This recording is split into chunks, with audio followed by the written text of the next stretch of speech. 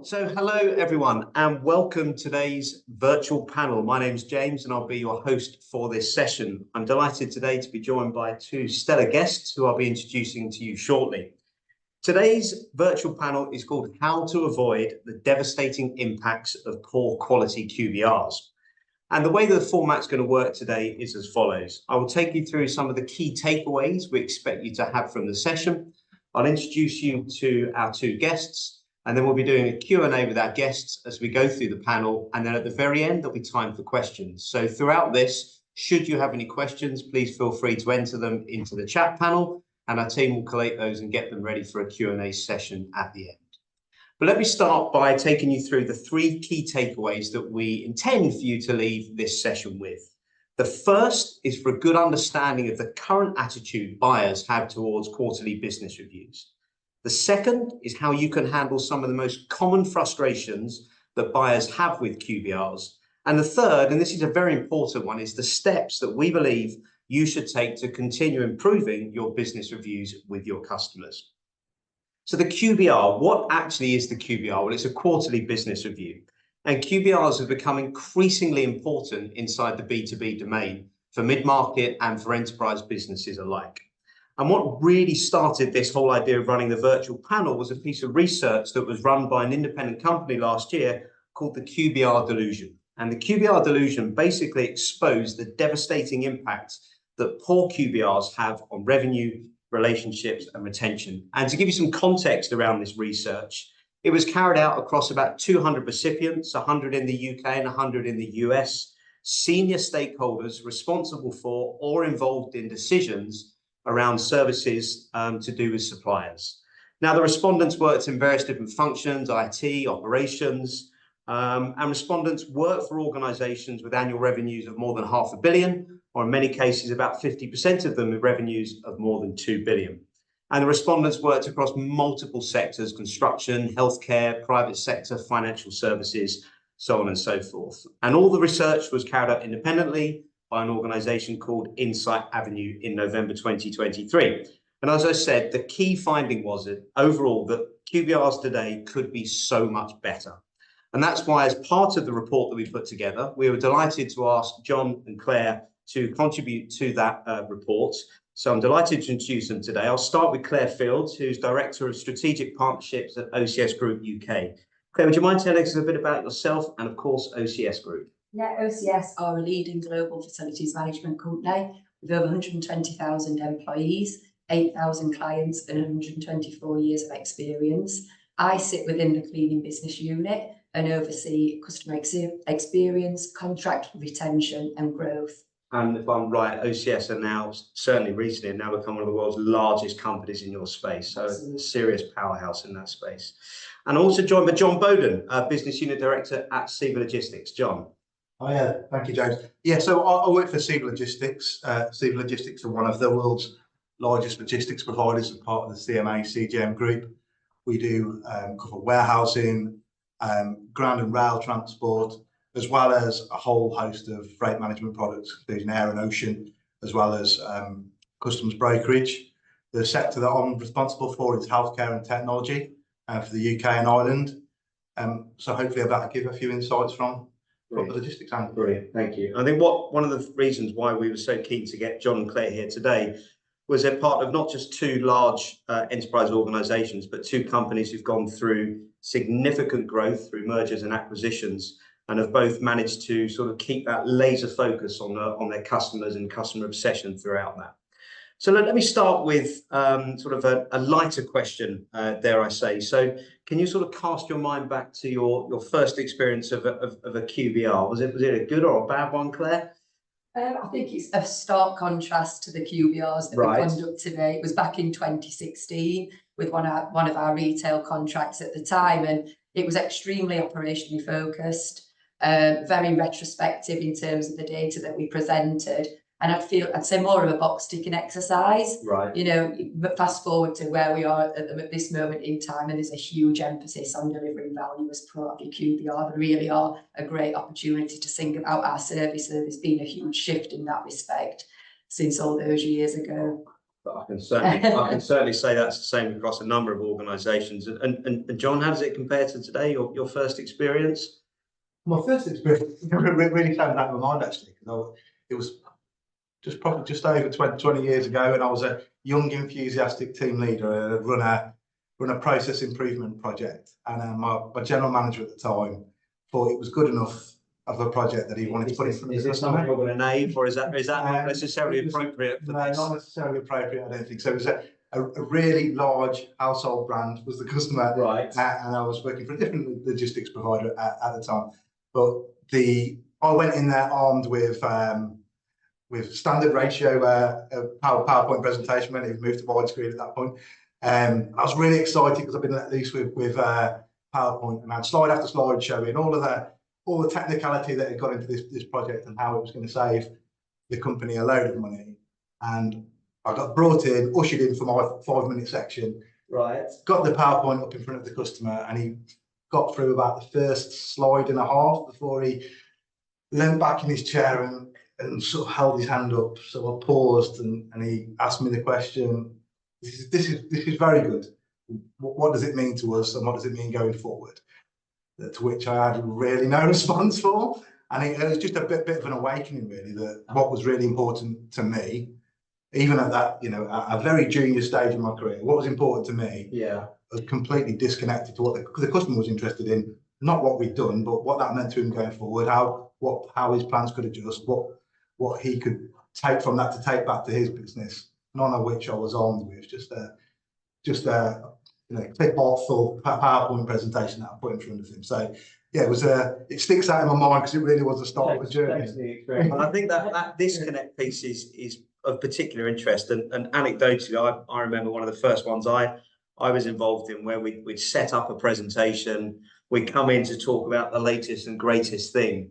But we sort of got our whole wires crossed, because as we turned up to the meeting, we were met with an irate vendor manager who presented us with a wad of invoices that thick and said, you cannot leave this room until you sorted out our invoicing. So our whole strategic goal was completely unaligned with the customer. So I must say we did rectify that one, but that was a few years back.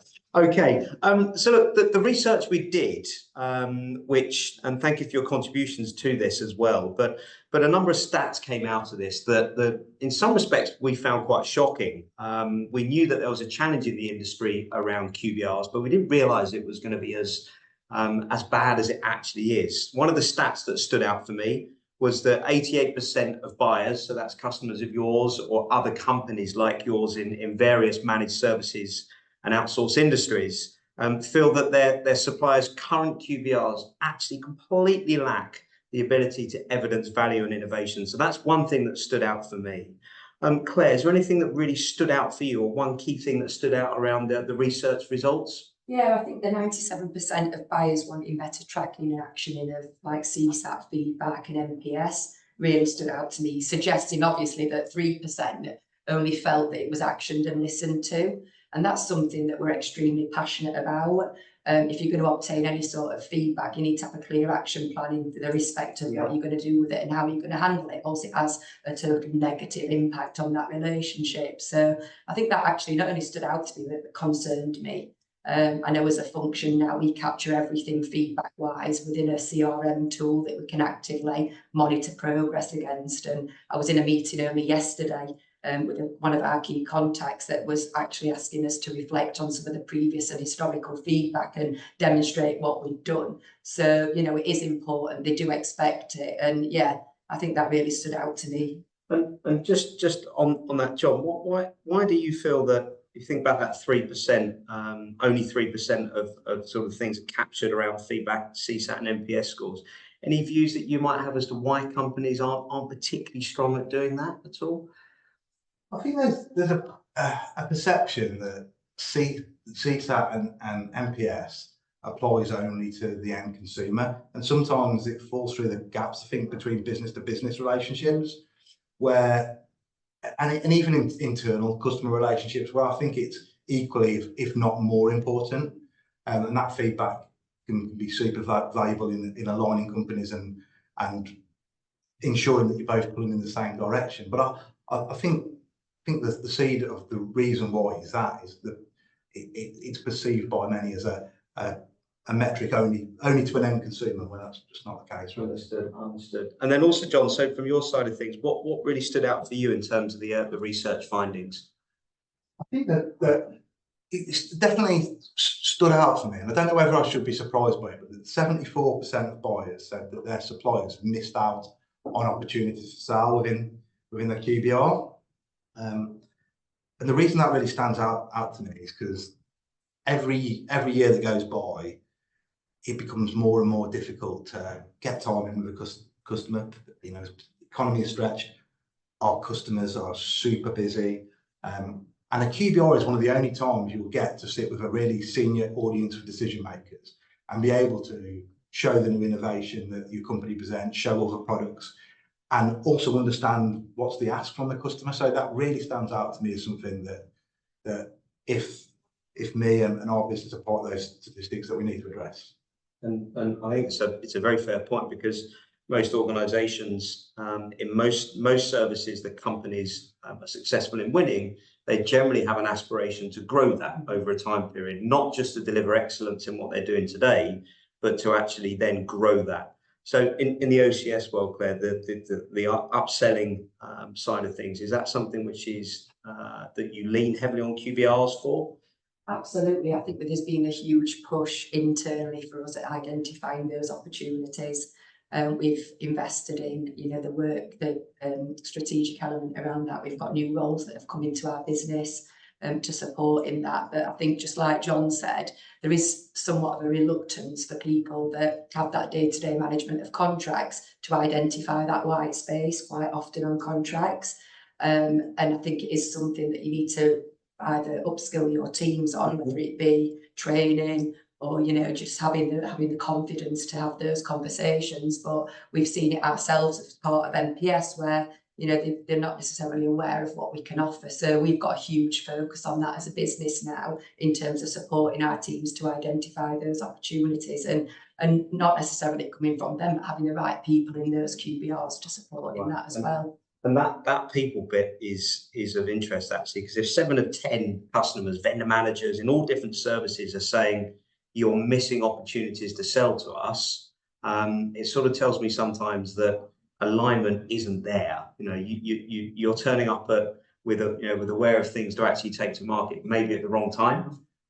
So in terms of the people that attend, how do you try and ensure that you get the right people to attend from your customer side of things? Is there anything specific that happens at OCS or CEVA to try and make sure you get the right people in the room? Yeah, I think for us it's understanding who the stakeholders are from our customer side, what their drivers are, what they want to get out of the reviews, and ensuring that we're aligned. I know we were discussing earlier the impact of ESG.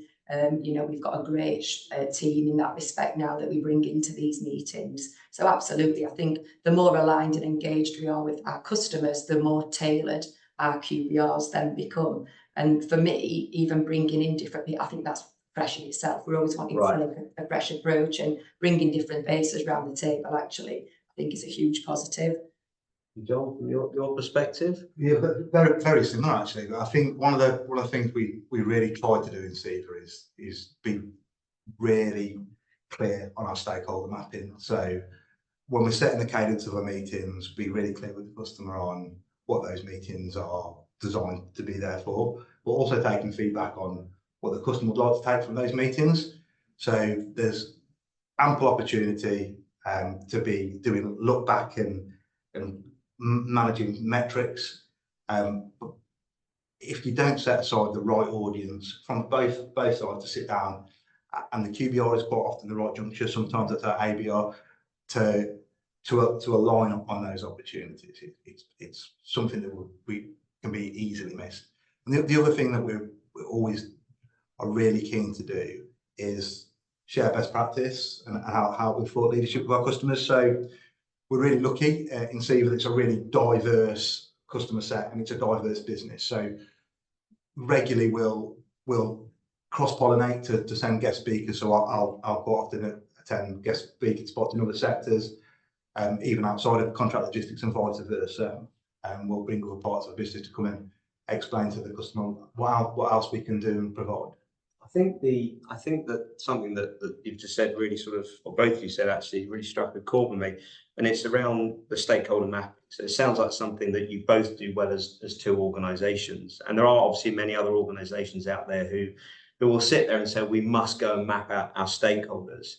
The piece I think that I'd like to explore a little bit more is how you make sure that you align people correctly for the right meetings.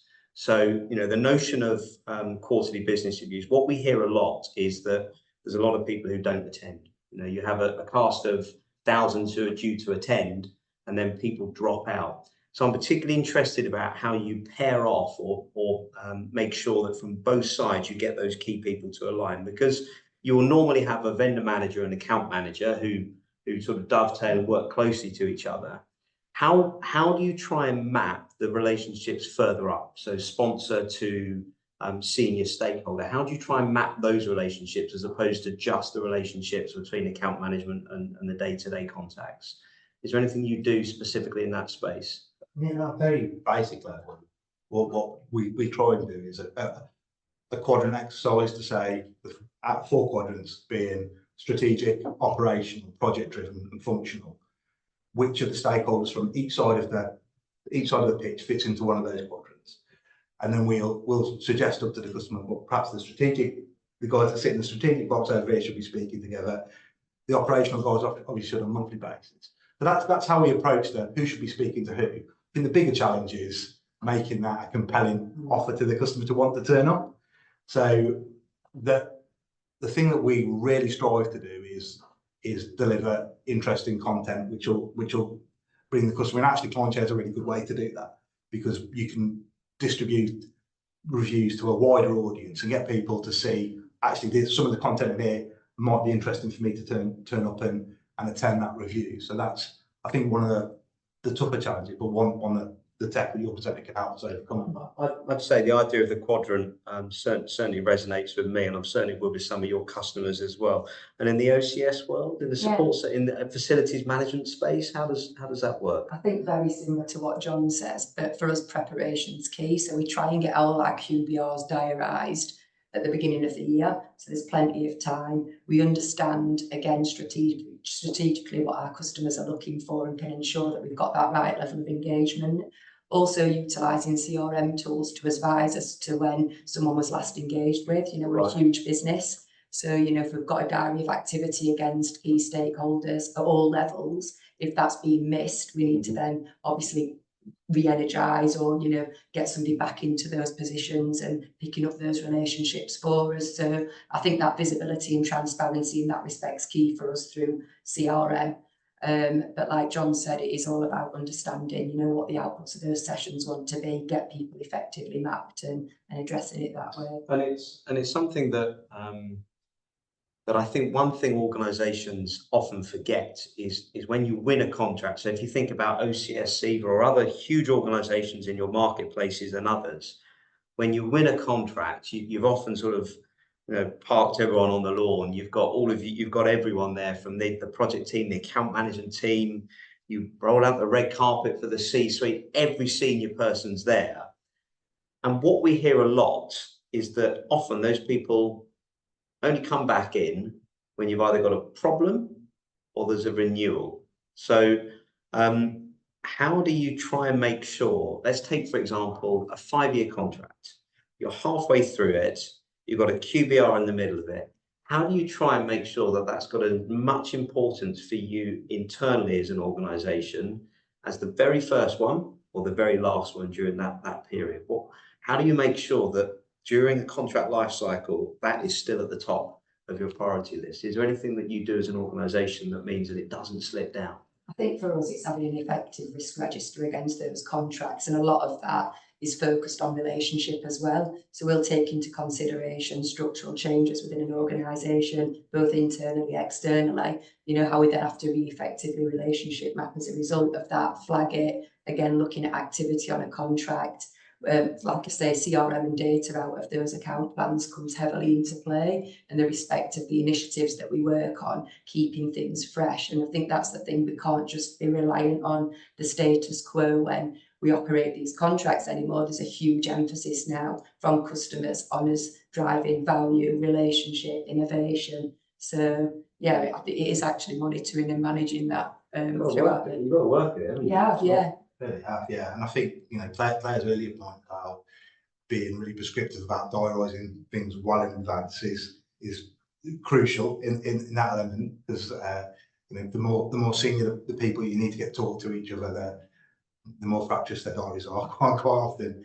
I think the other element for us is account plans. You know, our MD's got a phrase that I'm sure he wouldn't mind me sharing, where he says, if I pick up your account plan, John, I want to be able to pick up your account plan, look down it and know, insert name of big company here, director, when I need to ring him to go out for a coffee. I need to just be able to tell that from your account plan. And I think having that level of structure to your account plans to know, so your senior stakeholders in your own business know when important waypoints are on their horizon for our customers is the key. I've met your your managing director, so I can certainly see that happening. I mean, that's an interesting point about account plans, because historically account plans were often something that you would spend a huge amount of time putting effort into at the start of the year. You'd fill in hundreds of boxes that you were required to fill in. Often an account manager filling in stuff they don't know a huge amount about, and then it goes in the drawer, or the you know, the technical drawer as it might be today.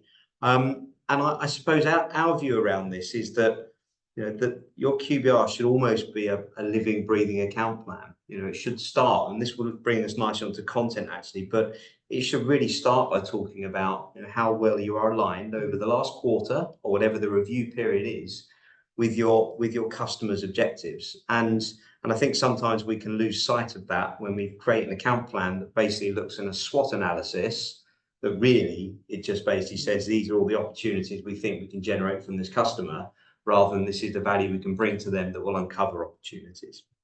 So talking about customers and content, you made some, you know, fascinating points earlier about the type of content that you share with your customers. Now, I'm not saying what I'm about to say is exactly what the frustrations that OCS and CEVA customers might face, but think broadly across many industries. What frustrations have you seen that your customers have often said about how QBRs are run? And this could be about things about, you know, poor quality content. It could be about backwards looking information. If you lined up your customers and said to them, where does it go wrong from a QBR perspective, what do you think they'd say? I think from my side, obviously content becoming stale and, you know, maintaining the status quo, it's not being challenged.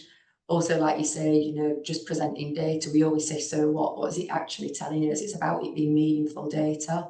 And we're really bringing it to life, telling a story and actually re-solutioning our contract as a result of what we're learning.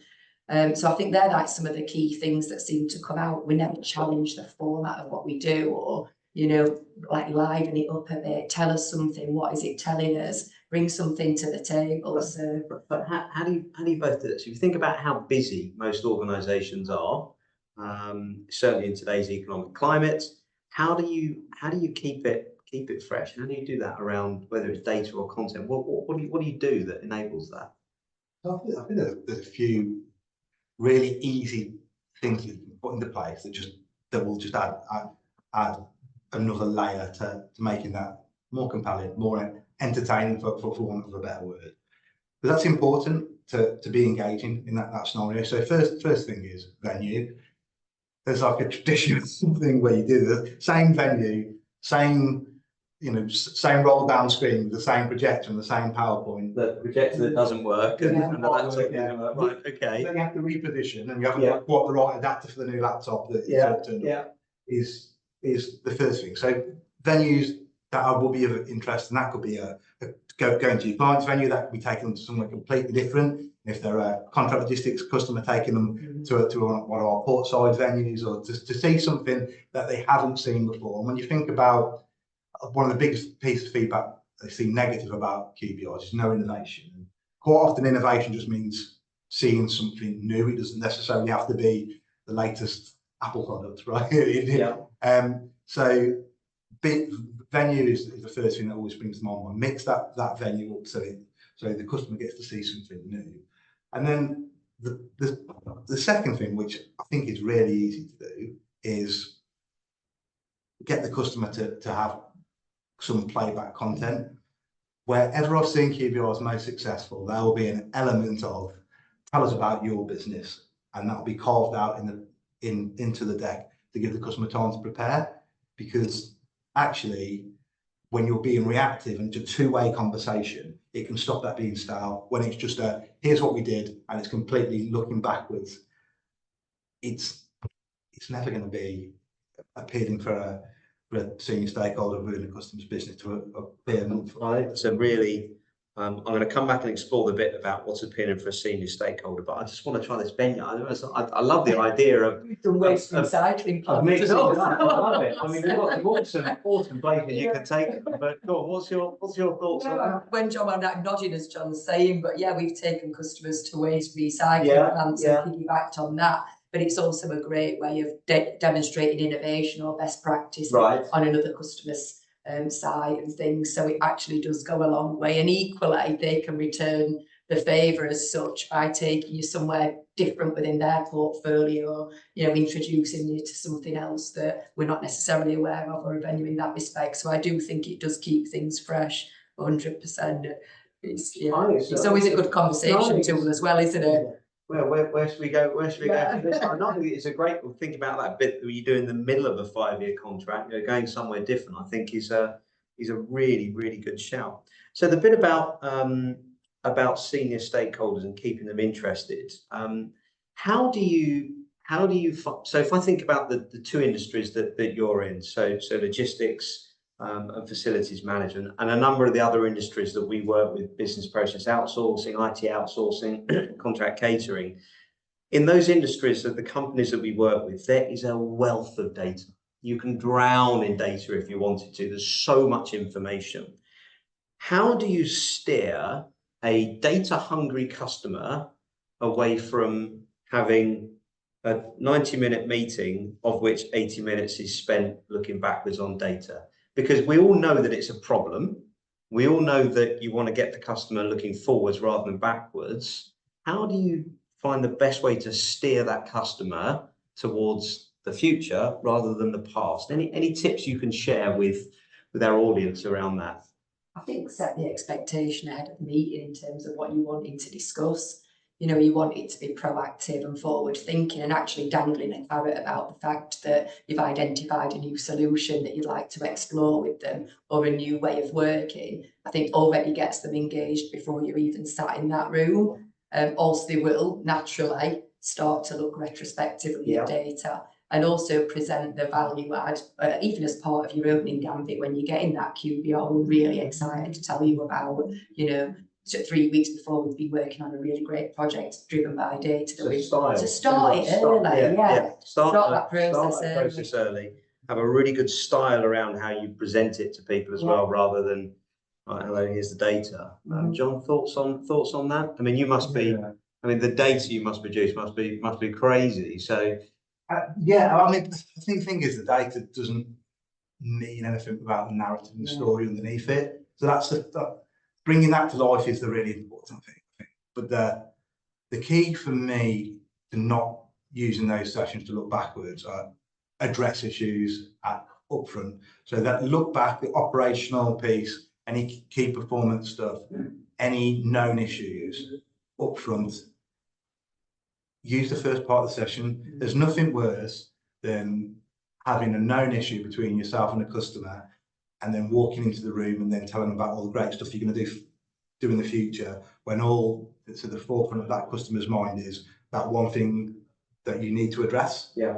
So having that upfront, I think, is really important. And the second thing, the simple tool that I like to use is just very basic timelines. So here's what we've done so far, here's where we're going, and here's and this is the narrative we need you to help us to fill in. These are some of the options that we could do to push you along that timeline, to force the conversation to look forward as opposed to the small element. Look back. And the term that you used to me in the past was permission to grow.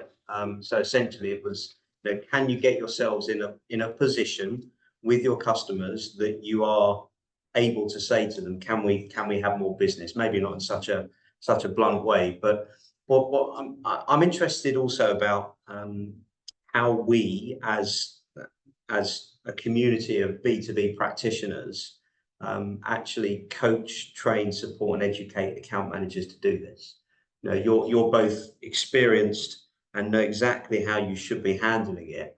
I wonder how much time and effort goes into coaching and managing account managers so they know how to position things in front with their customers. Is that something which you're investing time and naturally money into, and effort into your organisations? Yeah, a lot of our account management team have now piggybacked on some of the sales and negotiation training that we do as a business. That is ongoing. I know, yeah. I mean, what I don't want ever to lose is that personal touch that they offer the customers. However, they do need to have skills in that respect, and it's been great. And actually, we've seen a difference in terms of confidence and things like that from them attending those courses. It's a big word, that confidence. I don't know how your account managers find that as well, but the notion of an account manager being confident enough to talk about the future and to talk about initiatives and to talk about innovation, it's a very simple thing to say, but we sort of often find that account managers defer to data and talking about the past because they're comfortable there. They're really happy talking about, here's what we've done, here's some data, we've shipped this, we've delivered this. And they don't have the confidence to talk about the future. So it sounds like you're doing something good at OCS on this. John, your world? It's a real challenge in the logistics world. And I think that the reason it is a real challenge is because a lot of the customer facing general managers, operations managers in our business have grown through a purely operational career path, myself completely included. And during that path, you learn a lot about the active, making sure you're serving the customer, right? But the actual interactions and forward looking is something that often gets missed. So I think CEVA are addressing that. We're putting together a strategic work stream purely around customer interaction, which is going to include training for all of our general management and senior general management levels on how to put together really great account plans of how to interact. But I think the other thing that really has helped moving us forward is just the transparency that we've currently got in our management structure, with our MD sharing all new projects that are going on, all the great stuff that's going on in their business, regularly engaging with a really broad set of our leaders, because the more people know about what we can do, the more likely they are to engage and speak to their customer contacts on those issues. And it sounds very easy to say being organised makes a big difference, but it certainly sounds as if the way that both your organisations and the best practice ones we see out there delivering QBRs is not only the thought behind how you present data, but it's how you get organised. Right. So a QBR doesn't just fall down the value chain into just a really sort of last minute scrappy operational session between two stakeholders, and that's it. So I'm interested also to know about how you believe in your industries all QBRs have had an impact. So if you think about reputational challenges some industries have faced, obviously some face it more than others, but if you were to take a sample set of industry leaders, of buyers of your services, what would they say about the impact poor QBRs have had on their perception of the suppliers of your services? Probably one of the biggest impacts that I've seen from poor quality QBRs is the disconnect between feeding the feedback from the customer outward. And it comes back, I guess, to the what we were speaking earlier about stakeholder mapping, but where you've lost the client, right, and then on exiting that client, it being really clear that the client's raised their issues, raised things that they want fixing, and has done that through those channels at QBR.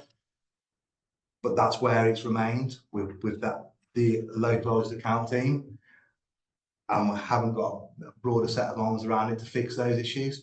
So I think one of the really easy things to address is to make sure that the feedback at QBR gets fed outwards. And I think the functionality actually on Clientshare, be having a button pressed to send communication to a stakeholder outside of the localised account team has helped us significantly. The amount of messages I've picked up from QBRs where I haven't been able to attend them, been able to pick up the phone to a customer and say,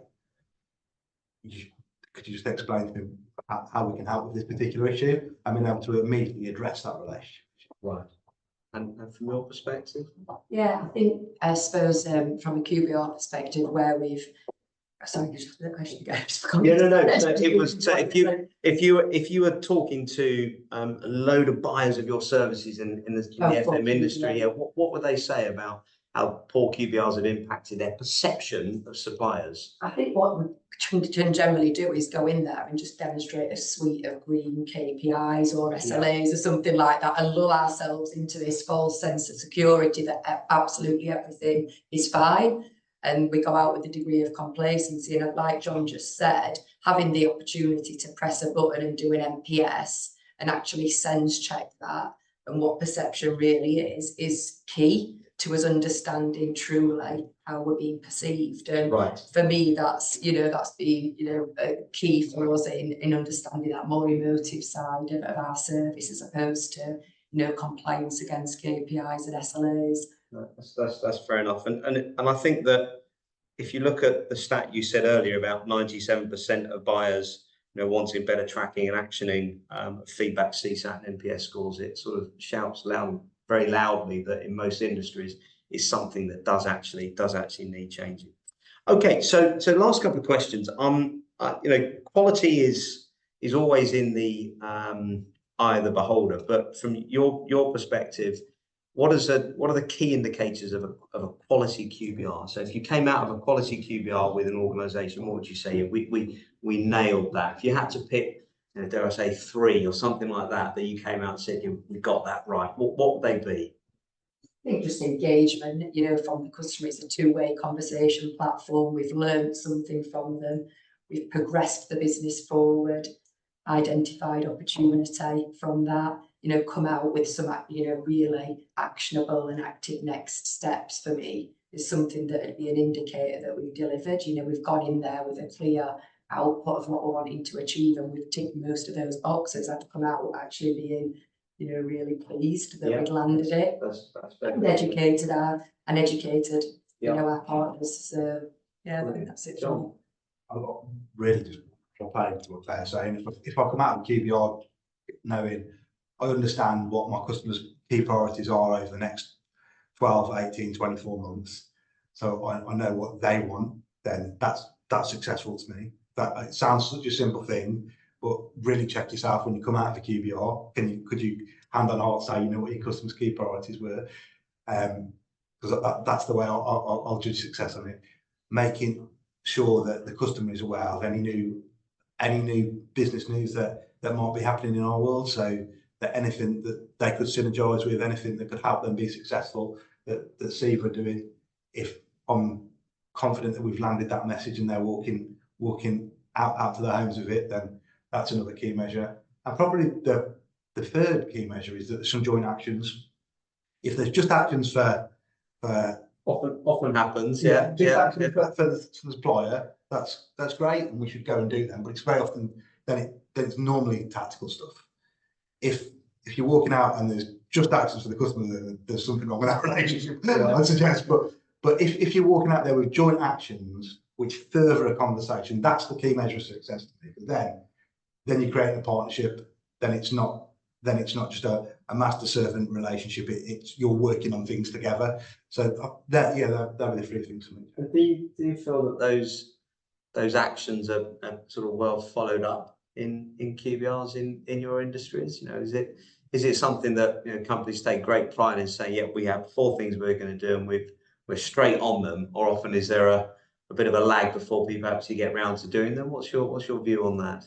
I think in an ideal world they need to be actioned as soon as possible, and tracked and monitored. But reality is that that's not always the case, and that's why it's key that we have tools and measures in place to see that things are progressing. And we've got transparency in that respect. There's no point having an account plan that's sat within an Excel document that's accessed you know, every quarter. It's, you know, it's never going to cut it. So yeah, I think ideally, and my team at OCS are always, you know, tasked with, you know, actioning things in a timely manner, because it can have a huge negative impact on your relationship if not. And remind me how many customers you have? Is it globally? Globally. Over 8,000. Yeah, so I mean, and John, your world, there's thousands, aren't there? Thousands, yeah. I mean, this is again one of the challenges. You know, if you've got 5 customers, it's quite easy as an SME to stay on top of it. But as you get into mid-market and enterprise stage, that is a lot to follow up on. And you know, a ball is going to be dropped somewhere along the way. But you know, being able to stay on top of things at scale is something that the best performing enterprises can really deliver on. Okay, so I'm interested to know, so if you were rather than sitting in front of your customers, you were sitting in front of a group of people similar to yourselves, senior leaders, and you wanted to leave them with 2 or 3 suggestions, entirely up to you. What would you, with your experience, what would you say that these are the 2 or 3 things I would focus on in order to make your QBRs as slick, as efficient, and basically as productive as possible? What would you leave your colleagues or your, dare I say, your competitors or others with? For me, preparation is key. Right. So understand your audience, you know, what your outputs are, what data you need to present, ensure you've got enough time to pull it all together, what story are you going to tell them, make it meaningful. So I think that diarising, like I said before, your QBRs in advance. Don't have, you know, 48-hour distribution of it to a customer. Give them a week to digest and come back with feedback.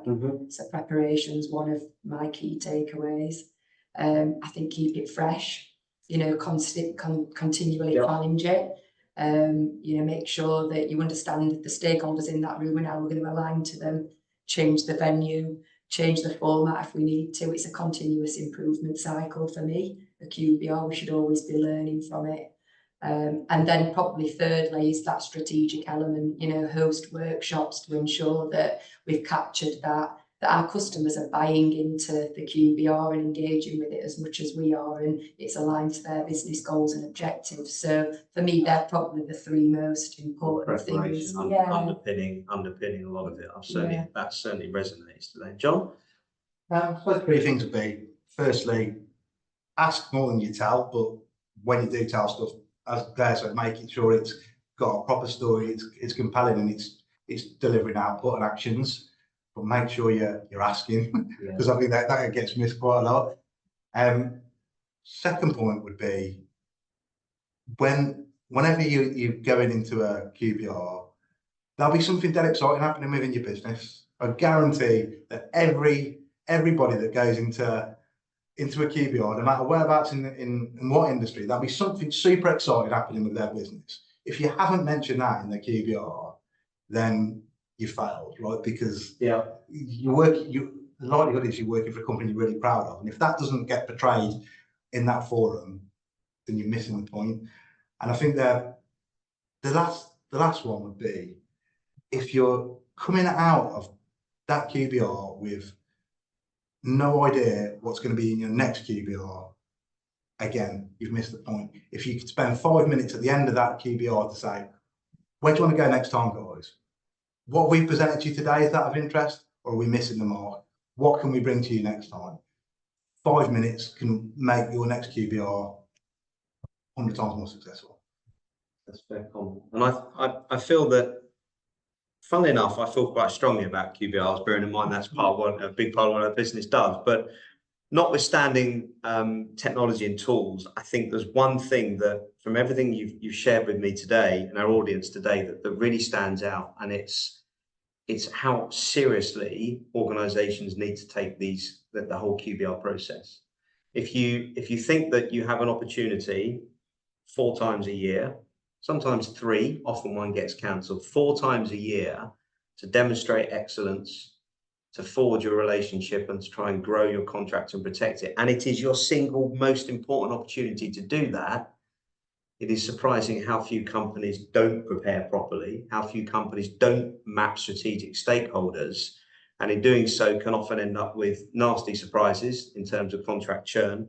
And also, a lot of the time they'll end up hemorrhaging margin of renewals, because as the data shows earlier, the suppliers simply haven't demonstrated enough value and innovation. So one area that, and you talk about always sharing something interesting, I'll share something interesting here. So as well as our tool Pulse for running QBRs, we're in the process of trying to develop a QBR Academy, which will basically put account managers through a whole process to make sure that they are signed off at the end of it as, gold standard or platinum standard around QBRs. Because it's not just, does my deck look great? It's how do I open the meeting? How do I present?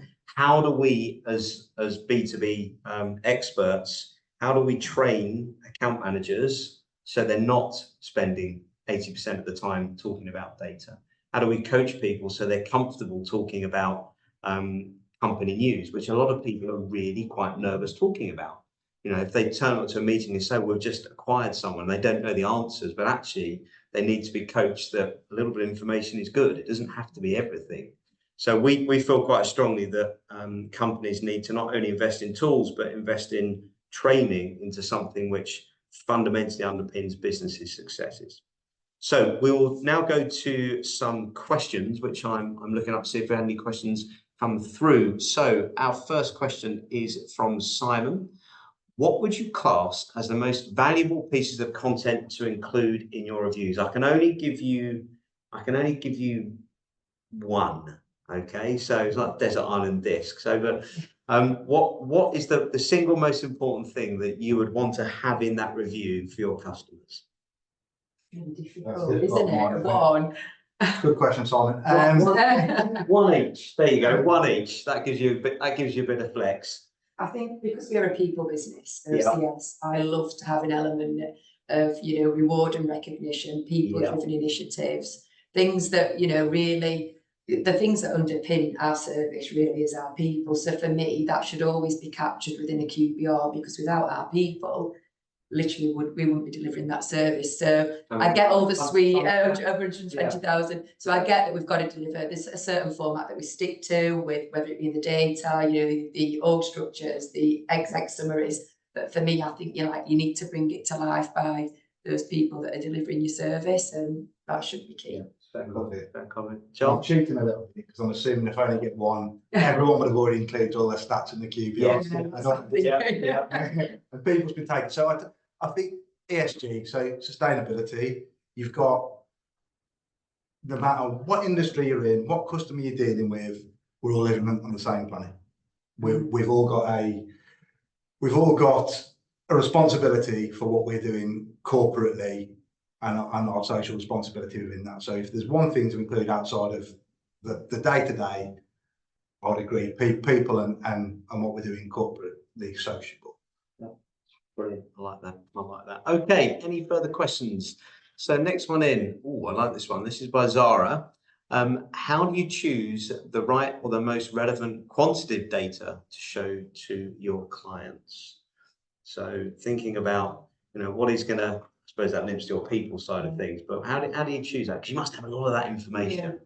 Yeah, I think obviously something that's going to drive or enhance the service always needs to be relevant. I think the people piece and the ESG piece again feature heavily. So how we've invested in people, whether it be training, like there's training data, training metrics to show and demonstrate that investment, retention rates, all that type of thing should feature in there. And obviously like the ESG piece, how we're supporting our partners in that whole reducing things like the carbon footprint and those initiatives. I think you need to understand what their drivers are really, and the data should be reflective of that, in my opinion. And I think my angle on it touched on it really well earlier on. She said you're presenting just a set of green KPIs. The qualitative metrics I show are the exceptions. So focusing on the exceptions. There's no point showing pages and pages of green. Show where you've got opportunities to improve. Transparency, make problems visible so you can act on them, join them. I think it's really easy when you're living the data to manipulate data to a customer to show, here's all the good stuff we've done. Here's a graph zoomed right out where you can't quite see that we're just underneath. I've seen that before, yes. So I think to really highlight the exceptions where there's improvement that can be made, really important. Personally, I think the balance between qualitative and quantitative, mouthful that when I try and say it, is really important. But I also think it's quite industry dependent. So there'll be some industries where they're more people focused, where starting with feedback about staff is a wonderful way to get the meeting going in the right way. There's other industries which are much more focused on data, where actually it's much more about, as you say, highlighting some areas of strength or weaknesses up front. The key thing I would say in answer to that question from Zara is mostly less is more. Mostly less is more. And there's some great tools you can now use to basically integrate and share data live inside rather than just having pages and pages of PowerPoints. So yes. So if other questions we have. So this one is anonymous. Is that a dangerous thing? I don't know. So what's the biggest blocker that you find as to why companies might not take their QBR meetings seriously? And this will be our last question. So the biggest blocker as to why companies might not take it seriously? Probably negative previous experience, they've not learned from it. Well, that's dangerous. That's a vicious cycle, that, isn't it? Yeah. Yeah, they've not literally seen any value in it. Right. So I think that's, from my side, probably. Yeah, definitely, 100%. I think the biggest blockers that I see are, one, lack of outputs. So failing to produce actions and follow up, because then they become meaningless forums. And two, having those QBRs as a sparring session. Some people enjoy conflict, but it's the minority of people. Right. And so I think making sure that your QBRs are conducted professionally and that problems are dealt with and open and on the table, as opposed to dealt with emotion, is a way to stop them being something you never want to walk back into. Right. There's definitely a few that I've not wanted to walk back into. Yeah, we've all had an experience like that in the past. To that as well, just in the respect of making sure that you've got your culture, you've got your right account manager in front of your right customer as well, because we've had to make changes from an account management perspective because they've just not been the right fit. You have to mix it up at times, don't you, and make sure that culturally you're on the same page as your customers, you've got the right people in front of each other. That's a very good point. It's a very good point. From my perspective around the first point you said to do with a bad prior experience, that's a really interesting one, because you've got to be bold to then reset everything. Oh, I've just been given one more by John. What are your thoughts on strategies to engage customers that are currently disengaged in the process of reviews? I like that. So we know why they might not be engaged. How do you get the 3 or 4 key stakeholders or whomever it might be back in the room? What would you do? Get them involved in the process. Sense check what we're delivering is relevant to them, that we're hitting the mark. I think that engagement with them is key to understand their own personal drivers, not necessarily the company ones. What's key for them in those meetings and tailor it around that. And I think it's building up that trust again. There's obviously a reason why what's the driver for the disengagement, and understanding that and trying to react to it. I think for me, touch back to an early point is understanding what the key priorities are for that customer. If the only way you can if the key priority for the stakeholders within that particular customer base are purely around the next 12 months, we need to get to net zero. For the next 12 months, we need to raise our people agenda. If the QBR has to be 100% about that one subject to get that engagement, make the QBR 100% about that one subject. The QBR without customer's engagement is just a spreadsheet, or it's just a PowerPoint that's sat on your hard drive.